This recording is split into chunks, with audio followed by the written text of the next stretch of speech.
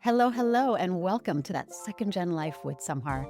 I'm your host, Samhar Raya. If you are a second generationer, a child of immigrants, a diaspora leader, change maker, however you identify, this space is for you. This podcast is about more than just storytelling. It's about strategy, identity, leadership, community, finding yourself in this beautiful diasporic journey we're all going through. We'll talk about everything from navigating the workforce as a diaspora professional to the role that you can play in making an impact from where you are, locally or around the world. We'll talk about how you can carry your energy as a diaspora. We'll talk about the realities and joys of being a second generationer, some of the challenges, some of the delights, but most importantly, we're going to remind you that you are powerful, that you belong, and that your job here is to create the spaces you wish existed. Welcome to our first episode of that Second Gen Life with Samhar. I'm your host, Samhar Raya, and today we're going to get into all things related to not only our podcast, but you can learn about me, give you a little introduction to our why, and help you see what's in it for you. So I want to spend the next 20 minutes or so going over what we're about, why we know this is important for you and for our communities, and what it means to be a diaspora change maker from wherever you are. You can be a first gen, a second gen, maybe you don't know what that means, but we're so excited to dig into it with you. All right? So let me give you a little bit about why I started this podcast and what you can expect. For those of you that don't know me, my name is Samhar. I'm an Eritrean American. I'm the daughter of Eritrean immigrants who came to the United States in the 1960s. And at that time, Eritrea was not yet independent. It was part of Ethiopia. So I was raised in a household that was deeply supportive of the independence movement for independence from Ethiopia. Eritrea waged a 30-year war for independence from 1961 to 1991. And I was raised with a real strong sense of identity as an Eritrean, as a daughter of the revolution, a daughter of the diaspora.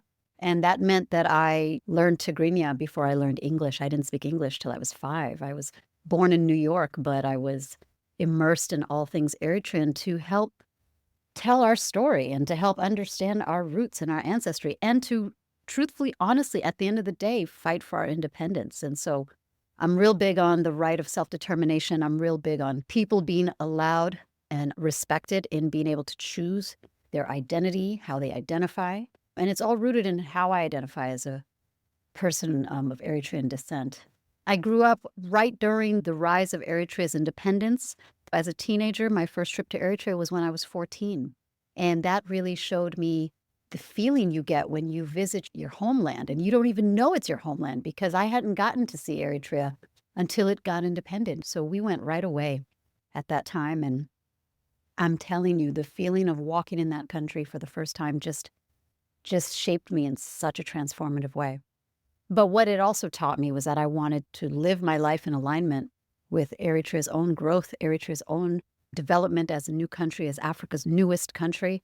And I devoted myself to all things global, international, peace building, peacemaking. You know, after 30 years of war, we wanted to really focus on how you rebuild and how you bring peace. So I ended up going to law school. I graduated with a law degree focused on international law.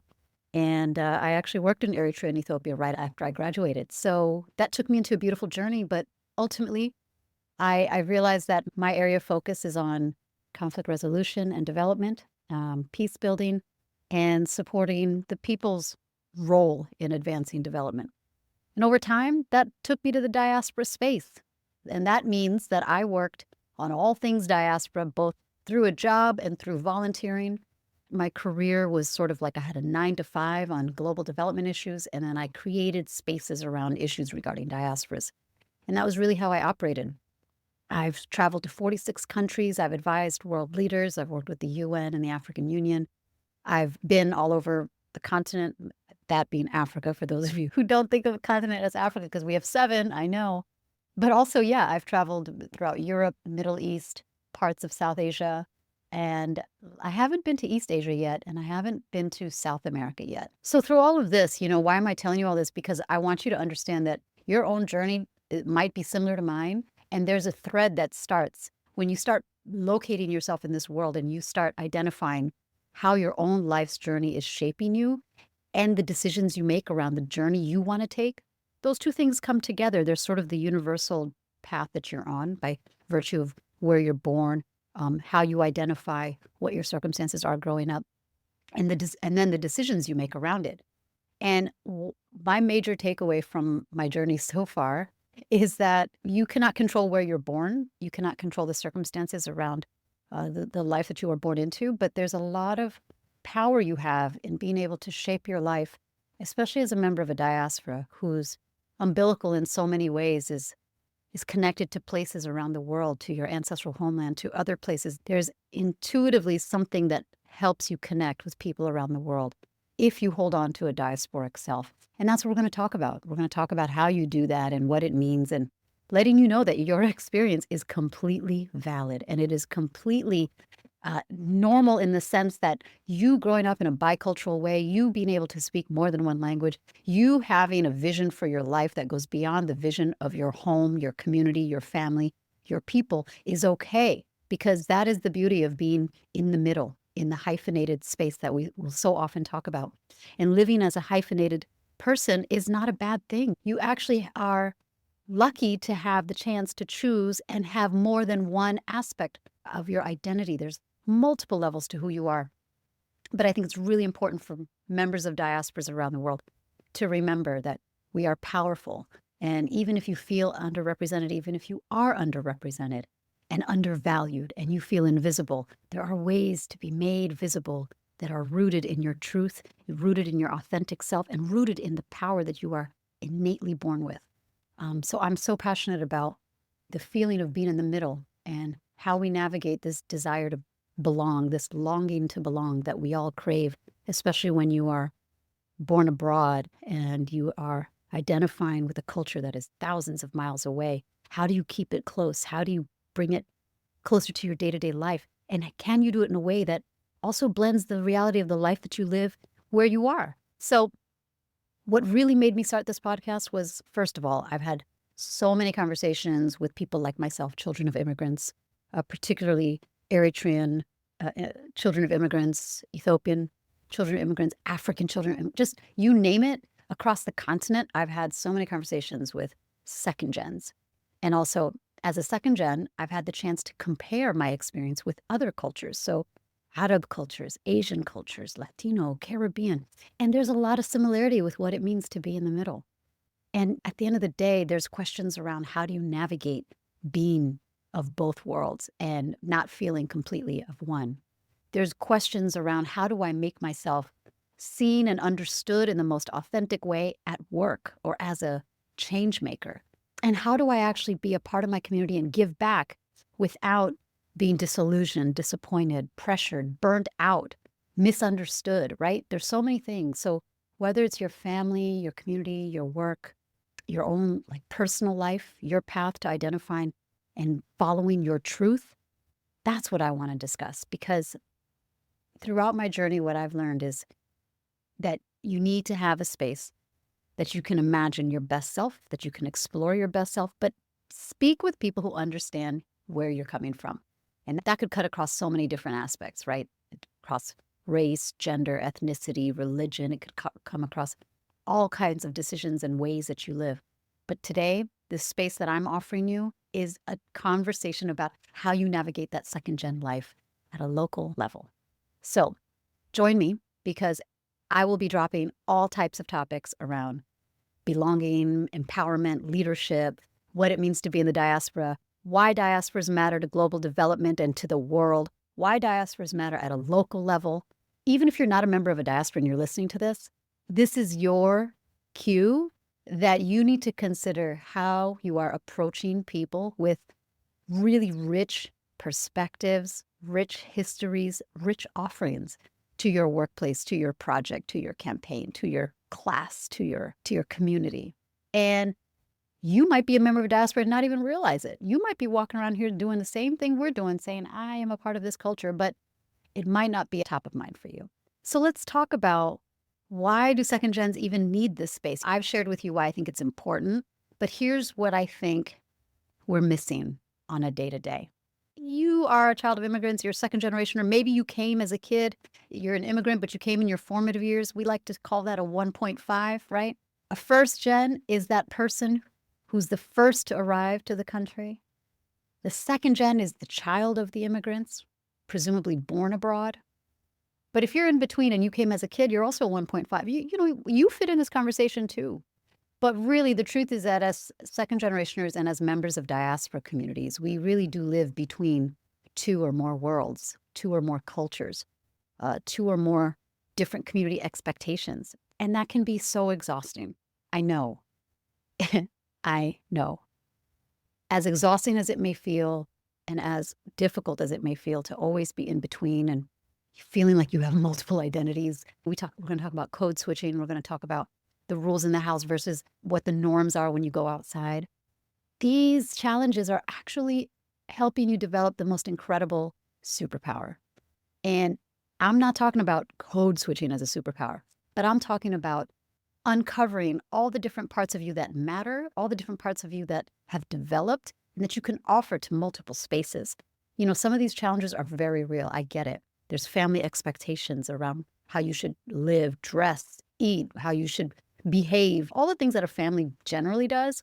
But when you are in an immigrant household, and particularly a Black or African or Muslim or just non-white, presumably like non-European, you essentially are also being asked to carry culture and values of your people, which honestly, overwhelmingly are so beautiful. Like the values run so deep. They are a reminder of our power as brown and Black people. They are a reminder of our history and our journeys. When you're in an immigrant household or when you're in a diaspora community, you really have to carry all of these responsibilities and still look and behave normal, like you fit in. And that's so hard. Let's be really real here.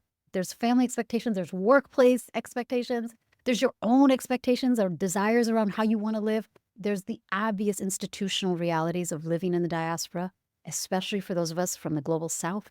The vestiges of white supremacy, racism, the history of colonialism, the history of the transatlantic slave trade hit us all as brown and Black people. It is a part of our journey. And for many households, we are still unpacking that trauma, as all diasporas do. To live in the diaspora is just a constant journey of reconciling trauma, reconciling your histories. And this reconciliation is exactly what you're going through in your own way. There's ways for you to navigate this, but it's not something that's out there on a billboard or something that's out there in a classroom. It's something you learn the hard way. And my heart and my spirit cannot let you deal with this alone or feel like you are alone. Whether you identify as being a part of a particular community like I do, as part of the Eritrean community, or you feel like you're a part of any other immigrant and diaspora community, I am talking to you because I know it can feel lonely. And I know that it can feel like you are having to make really tough choices and parents don't understand, community don't understand, and these people outside don't understand what I have to go through. We love our people on all sides, but it's really hard to carry. So here's the thing. We're here to remind you of your power, your skills, your gifts, and everything from the way you move across cultures, the way you understand innately what body language means, different types of body language, the way you can solve problems for your fam and your people, the way you can come up with ideas that are innovative, that blend cultures, that preserve cultures, that amplify cultures is massive. Diasporas are global connectors. We are bridge builders. We are ambassadors. We are preservers of story. We are griots. You look at every culture and there is some aspect of not just storytelling and preservation, but amplifying it. And to be in the diaspora is essentially to be that kind of amplifier. And you need to understand that everything you've got to offer in your mind, in your heart, in your body, in your spirit is not only valuable, it's needed. And you don't have to choose between one or the other, okay? You can do both and you can be both because you deserve that and you have a right to it. And don't even think for a second that you're alone in this space. Here's what you can expect. Number one, we're going to just have as many topics I can offer you around lived experiences, lessons, advice, conversations. I want you to know that this is a place you can listen to, and you can even send me questions. You can ask about particular issues. I'm not afraid to talk about anything. And to have you here with me is an honor that I want to help you navigate through this. You're going to get career advice. You're going to get a little bit of insight into the world that we're living in today as members of diasporas. And yes, I am thinking about those of us in the US the most, but if you're listening to this in another part of the world, this will also apply to you because dynamics are changing in many of our societies. And people with immigrant backgrounds, particularly Black, brown immigrant backgrounds, are feeling particularly vulnerable right now. But if you are also someone who thinks about being a change maker at a global level, you can't do that work without including and considering the diaspora perspective, because diasporas in development is so important. You can't change on a global scale without including diasporas. And that's because diasporas are proven catalytic stakeholders and change agents around the world for global development and on the ground. Beyond remittances, I'm not talking about money being sent home. Yes, we do that. But when you look at the creativity, the innovation, the drive, the access, and the ability that diasporas have in development, it's a whole space that we need to take even more seriously now. I've been working on that space for years. I'm going to share with you some stories of my own professional and personal diaspora journey. A lot of these stories are very personal and very private, and they're stories that I won't share anywhere else because I don't want to just throw them around on social or throw them around in passive conversations. I want to share them with the people who want to hear it, and that's you. And lastly, I do sound off quite a bit on all things. We're going to have these Samhar sound off segments. I'm going to basically give you a little bit of not a rant, but here's what you need to know and here's how I see it. Now, it's supposed to be a space for all of us. And the only way that can happen is by having you engage with me. So I want you to subscribe to this podcast. I want you to rate it. I want you to share it with your friends. And I want you to send me questions and suggestions. My DMs are open. You can follow me on all my socials. I'm on LinkedIn, Instagram, Facebook. But tell me, what topics do you want to hear about? As a second gen, as a member of a diaspora, as someone who wants to make change around the world. Because this space is yours. And that's why I'm giving all of my time and energy to help you find your path. Thank you for joining me on this very first episode and listening to all the things that second gen life with Samhar will offer you. Tune in for the next episode where we'll be talking about what it really means to be second gen and why this identity is more powerful than you think. I want you to see and understand why the second gen space is so important to claim, to uphold, to uplift. So join me for that next episode. If this episode resonated with you, if what I shared today resonated with you, please share this podcast with someone who needs to hear it. Send me all your comments. Send me all your questions. Remember that you are so much more powerful than you know, and I'm here for it. I can't wait to see you guys. Take care. Bye, everyone.